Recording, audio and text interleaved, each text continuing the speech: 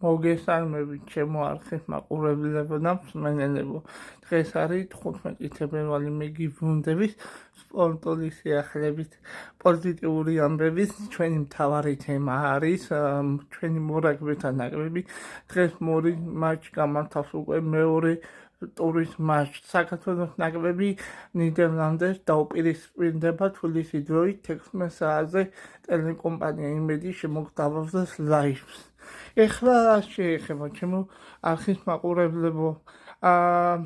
მე დღეს უკეთეს თამაშველოდები, პირველი ტაიმი იმედია უკეთესი იქნება და ბურსას ჩვენ გავათამაშებთ და უპირატესობას შევქმნით.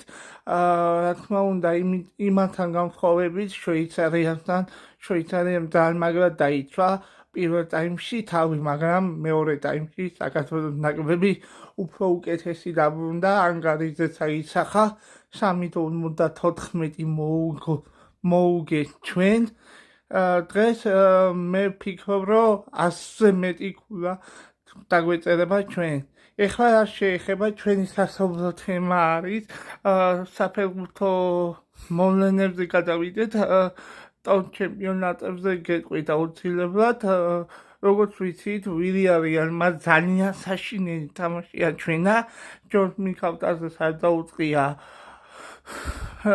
სათარიგოს კამიდან დაიწყო ჯორჯ მიქავტაძე, მაგრამ შემოვიდა მიქავტაძე და ის ერთი გოლის ჯორჯ მიქავტაძეს ანგარიზია. გიორგი მიქავტაძე 7 გოლი და 4 საგოლე პასი მის ანგარიზია. ეს საუკეთესო შედეგია ჯორჯ მიქავტაძესთვის პირველ რიგში.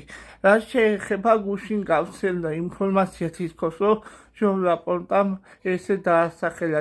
მე თუ მოვიგე საპრეზიდენტო არჩევნები, ზაფხულში ახალი მსხვიანი გვეყოლებაო და ჯორჯ მიქავტაძეს უნიჭებდა სატრანსფერო ფანჯრის იმაზე გამოხატა, რომ ჯორჯ მიქავტაძეს შეძენით დაინტერესდება ბარსელონა. ეხლა რა შეეხება დანარჩენ მატჩებს. მანჩესტერ სიტიმ თასზე მოიგო 2-0. არსენალმა მხოლოდ 57 ქულა დააგროვა და 4 ქულით ჩამორჩება მანჩესტერ სიტი. ბარსელონა კი მეორე პოზიციაზე გადაინაცვლა, ოღონდ ცოტა ხნით 58 ქულით. ბარსელონა მეორე პოზიციაზეა, მადრიდის რეალი კი პირველ პოზიციას იკავებს მე-60 ქულით. მადრიდის რეალმა ძალიან მაგარი მატჩი მოუგო რეალ სოსიედადს 1-4 გაანადგურა. თუ მოგეწონათ ვიდეო, დაალაიქეთ, გამოიწერეთ.